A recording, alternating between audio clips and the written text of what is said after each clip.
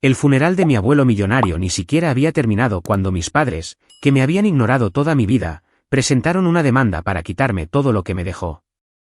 Recuerdo mirar los papeles, mitad incrédula, mitad furiosa. Pero la verdadera conmoción llegó más tarde, dentro de aquella fría sala del tribunal de Massachusetts. Mi madre puso los ojos en blanco en el segundo en que entré, como si ya supiera que iba a ganar. Entonces el juez levantó la vista, se quedó helado y dijo: «Espera, los cargos son contra ti». Cada susurro se detuvo. Mis padres me miraron, confundidos. No tenían ni idea de quién era yo realmente ni de lo que había estado esperando hacer durante años. Crecí en una casa donde el amor se medía por el silencio. Mis padres, Diane y Scott Morrison, vivían a 2 estados de distancia, pero bien podrían haber vivido en otro planeta. Eran el tipo de personas que enviaban postales en lugar de hacer llamadas telefónicas, que aparecían en Navidad solo cuando había una cámara cerca. Cuando yo tenía 3 meses, me dejaron con mis abuelos solo por unas semanas. Esas semanas se convirtieron en décadas. Mi primer recuerdo no es del perfume de mi madre ni de la voz de mi padre. Es de la cocina de mi abuela, Ellen. El olor a mantequilla derritiéndose, el suave golpeteo de su cuchara de madera contra el tazón, el sonido de su risa cuando derramaba pepitas de chocolate por todas partes. Las mejores galletas tienen demasiado de todo, decía ella. Nunca me regañó, nunca suspiró como si yo fuera una carga. Para ella, yo era simplemente suficiente. Mi abuelo, el juez William Parker, era un hombre tallado en disciplina y bondad. Cada tarde, entraba desde el juzgado, todavía con su toga, dejaba su maletín y preguntaba: ¿qué aprendió hoy mi abogada en formación favorita? Yo le mostraba mis dibujos con crayones y él los estudiaba como si fueran documentos legales. Pensé que todas las familias eran así hasta que empecé la escuela. Otros niños tenían padres en los partidos de fútbol, en las obras de teatro, en las noches de regreso a clases. Yo tenía 2 sillas vacías y una abuela saludando el doble de fuerte para compensarlo. Cuando pregunté por qué mis padres no venían, la abuela dijo: «Están ocupados con cosas importantes, cariño». Quería creerle. Pero incluso a los 7 años, podía sentir cómo la brecha se ensanchaba como una grieta en la pared que nadie quería arreglar. Las pocas veces que sí me visitaron, siempre era lo mismo. Diane llegaba con tacones de diseñador, besaba el aire cerca de mi mejilla y se pasaba toda la visita mirando su teléfono. Scott se quedaba fuera tocando la bocina del coche para que se diera prisa. Aprendí pronto que fingir era su tradición familiar favorita, pero mis abuelos nunca hablaron mal de ellos. El abuelo solía decir: «La justicia no se trata de venganza, Ava. Se trata de estar presente». Y él estuvo presente en cada rodilla raspada, en cada feria de ciencias, en cada foto de graduación. Cuando los niños en la escuela hablaban de herencias o negocios familiares, yo no pensaba en dinero. Pensaba en su voz leyéndome cuentos para dormir de revistas de derecho, el zumbido constante del viejo calentador en su oficina y la forma en que sus ojos se suavizaban cuando la abuela se reía. Mirando hacia atrás, ahora lo veo claramente. El amor era presencia, no una promesa. La ausencia era una elección. Así que cuando él murió, cuando el testamento reveló que me había dejado todo a mí, no fue la codicia lo que enfureció a mis padres. Fue la exposición. El dinero no los humilló. La verdad sí lo hizo. Y preferirían destruirme antes que enfrentar lo que habían hecho. La primera grieta apareció en una gris mañana de Acción de Gracias cuando tenía 18 años. Había conducido desde la universidad para sorprender a la abuela. Estaba en el jardín, de rodillas en la tierra, plantando bulbos de tulipán aunque el suelo estaba medio congelado. La primavera vale la espera, sonrió. Al atardecer, ya se había ido, desplomada entre los parterres que amaba. Encontré al abuelo sentado allí horas más tarde, todavía sosteniendo sus guantes de jardinería. No lloró. Solo miraba la tierra, susurrando su nombre como si pudiera responderle. La enterramos 3 días después. Mis padres llegaron tarde, se fueron antes de la recepción y nunca llamaron después. Ese fue el día en que dejé de ponerles excusas. Después de eso, los domingos se volvieron sagrados. El abuelo y yo cocinábamos juntos su famoso estofado, mis galletas quemadas, y hablábamos de la ley, la verdad y cómo la gente se esconde detrás de las apariencias. Me dijo: La ley revela quiénes son realmente las personas, Ava. Despoja de la actuación. No sabía entonces cuán literal se volvería esa lección. Pasaron los años. Me gradué de la Facultad de Derecho, me convertí en fiscal y el abuelo observó cada hito con el mismo orgullo silencioso. Mis padres enviaron una tarjeta de 2 líneas, buen trabajo. Orgullosos de ti. Esa era su versión del amor. Luego, a los 87 años, el abuelo murió mientras dormía. La casa se sentía más fría sin él, como si las paredes extrañaran su voz. En la lectura de su testamento, esperaba quizás sus libros, su reloj, algo sentimental. En cambio, el abogado me entregó todo, la casa de Brooklyn, sus ahorros, inversiones, más de $3 millones en total, y una carta sellada dirigida solo a mí. Decía, te ganaste esto no por sangre, sino por presencia. Recuerdo aferrar esa carta con tanta fuerza que mis manos temblaban. Finalmente, validación, no riqueza. Verdad. Pero entonces llegó la tormenta. 30 días después, Thomas, mi colega y amigo más cercano, llamó desde su oficina. Su voz era cautelosa, demasiado cautelosa. Han presentado la demanda, Ava. ¿Qué demanda? Tus padres. Te están demandando, alegando influencia indebida. De hecho, me reí. Creen que lo manipulé. Te acusan de controlar a un anciano por su dinero. Esa risa se convirtió en algo afilado en mi garganta. Por supuesto que lo hacían. Por supuesto. Esa noche, conduje hasta Brooklyn, abrí el estudio del abuelo y encontré una carpeta etiquetada simplemente como pagos. Dentro había décadas de registros, transferencias mensuales a mis padres, notas que él había escrito cada vez que pedían más. Diane solicitó aumento. El negocio de Scott fallando de nuevo. Página tras página, más de $800.000 en total. Él había sabido que este día podría llegar. Me preparó para ello. Me senté allí en la oscuridad con la carpeta extendida sobre el escritorio y susurré, ¿los viste claramente, verdad, abuelo? La ira ardía baja, constante y fría. Querían arrastrarme a los tribunales. Bien. Finalmente conocerían a la mujer que habían creado. Thomas me advirtió que la demanda se pondría fea, pero ni siquiera él sabía hasta dónde llegarían. En una semana, los titulares comenzaron a aparecer en los periódicos locales, hija acusada de manipular a juez retirado.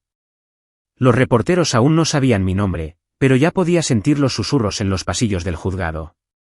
Los mismos colegas que una vez me saludaban con respeto ahora apartaban la mirada. Recuerdo estar sentada en mi oficina tarde una noche, la única luz proveniente de la lámpara de mi escritorio, el zumbido de la ciudad muy abajo. En mi pantalla estaban los documentos escaneados, páginas de mentiras disfrazadas de dolor. Ava Morrison ejerció una influencia indebida sobre su anciano abuelo para asegurar el control de su patrimonio. Me habían pintado como una depredadora. Mis propios padres. Por un momento, casi creí su versión de mí. Eso es lo que la familia te hace. Te convencen de que eres el villano por finalmente poner un límite. Cerré el portátil, mis manos temblaban, y busqué la caja que había traído de la casa del abuelo. Dentro estaban los pagos, las facturas, los mensajes que él había guardado meticulosamente. La prueba de 20 años de silencio disfrazado de dependencia. Extendí todo por el suelo. Recibos, comprobantes de transferencia, cartas de mi madre rogando por un poco más, promesas que nunca se cumplieron. Cada página era una confesión, y el abuelo las había mantenido todas organizadas, etiquetadas, fechadas. Mi pulso se ralentizó. El caos en mi pecho se convirtió en algo más frío, más afilado. Cuando Thomas pasó a la mañana siguiente, me encontró sentada en el suelo, rodeada de montones de pruebas. Supongo que vamos a la guerra, dije en voz baja. Él miró los papeles a su alrededor, luego a mí. ¿De verdad quieres hacer esto? No quiero, dije. Pero ellos sí. Solo les estoy dando lo que pidieron. Esa semana, construimos nuestro caso pieza por pieza, testigos, cronologías, copias de cada transferencia, las notas escritas a mano del abuelo, sus correos electrónicos, sus chequeos médicos, demostrando que estuvo lúcido hasta el final. No era venganza. Era precisión. El tipo de justicia en la que él me enseñó a creer. Aún así, las noches eran las más difíciles. Una parte de mí, la parte de hija, todavía quería que se detuvieran, que se disculparan, que recordaran que yo era su hija. Pero esa esperanza había muerto hacía mucho tiempo, en algún lugar entre las tarjetas de cumpleaños sin respuesta y las graduaciones olvidadas. Para cuando llegó la fecha del juicio, el miedo se había ido. En su lugar, había algo más firme, resolución. Habían querido enfrentarme en un tribunal. Simplemente no se dieron cuenta de en qué tribunal estaban entrando. La mañana de la audiencia, Boston estaba cubierta de escarcha. Las calles brillaban como cristales rotos, y mi reflejo en la ventana del juzgado se parecía más a una extraña que a una hija. Dentro, el suelo de mármol resonaba con cada paso que daba. Deliberado, firme. Podía sentir las miradas sobre mí, los susurros. Esa es ella, la nieta, la que está siendo demandada. Cuando abrí las puertas de la sala del tribunal, el aire estaba cargado de perfume y tensión. Mi madre estaba sentada en la primera fila, con el pelo impecable, los labios pintados de un rosa suave, el tipo de color destinado a decir inocente. Levantó la vista, me vio y puso los ojos en blanco, un gesto largamente practicado, el mismo que había usado cuando yo tenía 6 años y derramé jugo en su abrigo de diseñador. Mi padre miraba al suelo como un hombre que espera que la invisibilidad pueda salvarlo. Entonces el juez Brennan levantó la vista. Por un segundo, su rostro estaba inexpresivo, solo otro caso. Y luego sus ojos se quedaron helados, el reconocimiento apoderándose de él. Espera, los cargos son contra ti, dijo en voz alta antes de corregirse. La sala del tribunal se aquietó. Incluso mi madre dejó de fingir. Él se aclaró la garganta, se ajustó las gafas. Procedan. Palmer, su abogado, se levantó primero. Voz suave, gestos teatrales. Había visto a su tipo en los tribunales cientos de veces, el tipo que cree que el encanto puede reescribir los hechos. Señoría, comenzó. Este caso es una tragedia. Una hija devota injustamente excluida del testamento de su padre por una nieta manipuladora que explotó el dolor de un hombre anciano. Hizo un gesto hacia mi madre. Diane se secó los ojos con un pañuelo que probablemente había elegido para que combinara con su atuendo. El juez Parker adoraba a su hija, continuó Palmer, pero en sus últimos años, era vulnerable, estaba confundido y aislado. A mi cliente, la señora Morrison, se le negó la oportunidad de reconciliarse. En cambio, el patrimonio de su padre fue desviado injustamente. Me senté allí, con las manos entrelazadas, escuchando. Mi pulso ni siquiera se aceleró. Había pasado años enfrentándome a hombres que mentían mejor que este. Podía oler una fabricación antes de que la tinta se secara. Cuando Palmer terminó, Thomas se levantó. Sin teatralidad, solo una autoridad tranquila. Señoría, la evidencia demostrará que el juez William Parker estaba en su sano juicio y fue deliberado en sus decisiones. También demostrará que los demandantes, la señora y el señor Morrison, recibieron más de $800.000 de él durante 20 años, mientras lo visitaban menos de una vez al año. Murmullos recorrieron la sala del tribunal. La calma pintada de mi madre se resquebrajó ligeramente. Palmer la llamó al estrado primero. Se ajustó la chaqueta, alisando arrugas invisibles. Él era todo para mí, comenzó, con la voz temblando lo suficiente como para sonar ensayada. Amaba a mi padre profundamente. Hablábamos a menudo, pero después de que su esposa murió, se alejó de todos. Thomas se levantó para el contrainterrogatorio. Su tono era cortés, quirúrgico. Señora Morrison, según el calendario de su padre, usted lo visitó 4 veces en el primer año de vida de su hija. Navidad, Pascua, su cumpleaños y un sábado de julio, ¿es eso correcto?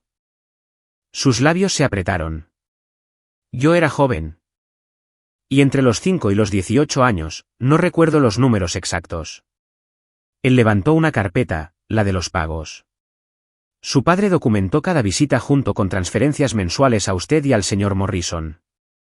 Más de $800.000 en total. ¿Puede explicar por qué alguien manipulado continuaría con pagos voluntarios durante 2 décadas? Su voz se quebró. Él quería ayudar. Thomas se inclinó. Lo hizo, pero solo financieramente. Emocionalmente, usted estuvo ausente. Físicamente, también cuando fue la última vez que vio a su padre antes de su muerte. Silencio. Ella miró a mi padre, que apartó la vista. 3 años antes de morir, proveyó Thomas. En su 84º cumpleaños. 90 minutos, sin pastel, sin fotos, ¿es eso correcto? Ella tragó saliva. Sí. Él hizo una pausa lo suficientemente larga como para que la verdad doliera. Así que el hombre que usted ama profundamente murió, creyendo que usted estaba demasiado ocupada para visitarlo. Y sin embargo, ahora está aquí reclamando que su fortuna era legítimamente suya. Palmer objetó. Argumentativo. Sostenido, dijo el juez Brennan en voz baja, pero sus ojos nunca se apartaron de mi madre. Luego llegó el turno de mi padre. Scott subió al estrado, con las manos temblando. Parecía más pequeño de lo que recordaba. Thomas fue breve. Señor Morrison, ¿asistió a la graduación de la escuela secundaria de su hija? No. Universidad. Él dudó. Estábamos fuera de la ciudad. ¿Facultad de Derecho? Él negó con la cabeza. Thomas proyectó una foto en la pantalla de la sala. Yo, con toga y birrete. El abuelo en la primera fila, aplaudiendo. El silencio era pesado. Usted no estuvo allí, dijo Thomas. Pero él sí. Miré la foto, mi garganta se apretaba. No de dolor, de orgullo. Palmer intentó un último golpe. Señoría, el dolor nubla el juicio. Mis clientes aman a su padre. Fueron víctimas de manipulación. El juez Brennan asintió una vez. Escuchemos a la demandada. Me puse de pie. El sonido de mis tacones contra el suelo resonó como una cuenta atrás. Levanté mi mano derecha, hice el juramento y me senté. Thomas, señorita Morrison, ¿puede contarle al tribunal sobre su relación con su abuelo? Miré directamente a mi madre. Él me crió. Me enseñó a decir la verdad incluso cuando dolía. Palmer intervino. ¿No es cierto que se benefició financieramente de esa relación? Sí, dije. Pero no de la manera que usted cree. Él me dio algo que no se puede comprar, constancia. Él estuvo presente. ¿Lo animó a excluir a su hija del testamento? Encontré su mirada. Si la herencia fuera lo que yo quería, perdí mucho tiempo cenando con un anciano en lugar de hacer contactos. Pero no estaba persiguiendo dinero. Estaba persiguiendo a la única familia que me quedaba. La sala estaba en silencio. Ni siquiera Palmer tuvo una respuesta para eso. Thomas le entregó al juez la carta sellada que el abuelo me había dejado. El juez Brennan la leyó en silencio, su rostro se suavizó. Levantó la vista. Esta carta por sí sola dice mucho. Se volvió hacia mis padres. El tribunal considera que el testamento del juez Parker refleja sus verdaderas y deliberadas intenciones. No hay evidencia de manipulación, ni señal de incompetencia. La demanda del demandante carece de mérito. El mazo golpeó. Caso desestimado. Los honorarios legales se otorgan a la demandada. Mi madre jadeó como si le hubieran robado el aire de los pulmones. Mi padre se desplomó en su silla. Mientras la sala se vaciaba, ella se me acercó, con la voz temblorosa. Ava, por favor, ¿podemos hablar?